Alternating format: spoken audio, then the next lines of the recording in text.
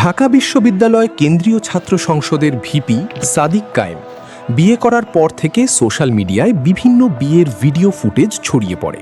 সেখানে দেখা যায় অসংখ্য নেতাকর্মী এবং রাজনৈতিক দলের আনাগোনা।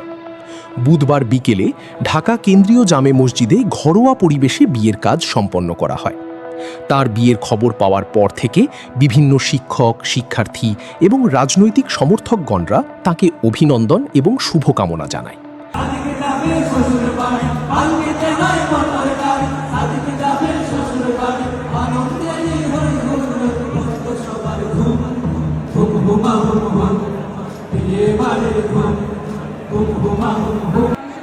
তার বিয়েতে প্রধান অতিথি হিসেবে ছিলেন বিরোধী দলের নেতা এবং জামাতের আমির ডাক্তার শফিকুর রহমান। এছাড়াও বিশ্ববিদ্যালয়ের শিক্ষকগণরা উপস্থিত ছিলেন।